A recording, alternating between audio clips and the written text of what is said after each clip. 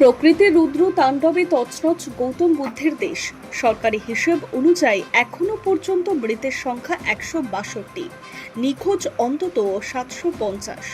তাদের মধ্যে রয়েছে 133 জন ভারতীয়। প্রকৃত এই ভয়াবহ প্রলয় লীলার ছবি প্রায় বিরল, কিন্তু নেপালের ভয়ঙ্কর হরপাবানের নেপথ্যে রয়েছে কোন কারণ?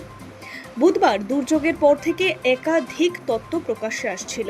কেউ বলছিলেন তিব্বত সীমান্তে ভূমিকম্পের কারণে এই বিপর্যয়, আবার ভূবিজ্ঞানীদের একাংশ বলছিলেন নদীর গতিপথে হিমবাহ ধসের জেরে পাথর এবং বরফের স্তূপে আটকে ছিল।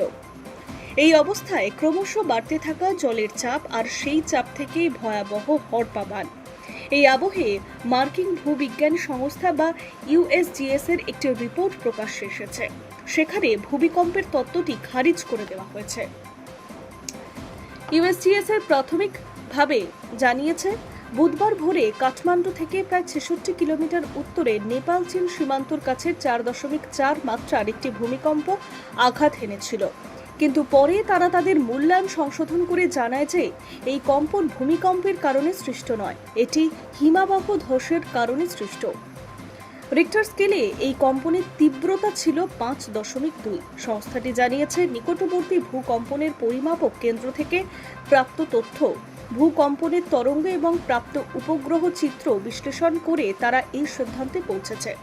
সংস্থাটি আরও জানিয়েছে, হিমবাহ ধসের ফলে বিপুল পরিমাণ বরফ ও পাথরের নিচের দিকে নেমে আসে এবং আকস্মিক জলোচ্ছ্বাসের সৃষ্টি হয়। এর জেরেই উপত্যকার নিচের জনবসতিগুলিতে ক্ষতিগ্রস্ত হয়। জলবায়ু বিশেষজ্ঞরা এই হরপাবানের নেপথ্যের কারণ হিসেবে হিমবাহ ধসকে মান্যতা দিয়েছে।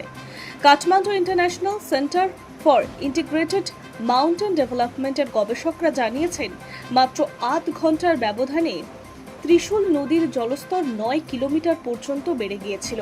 একজন বিশেষজ্ঞ বলেন, গত 14 মাস ধরে ল্যান্ডে খোলা নদী 2 বার বন্যা হয়েছে। এবার বন্যার কারণ ছিল হিমবাহ ধস। নেপালের একটি হিমবাহে ধসের ফলে বরফ ও পাথরের নদীর গতিপথকে অবরুদ্ধ করে, ফলে অতিরিক্ত জলের চাপে হরপাবান নামে। High News network.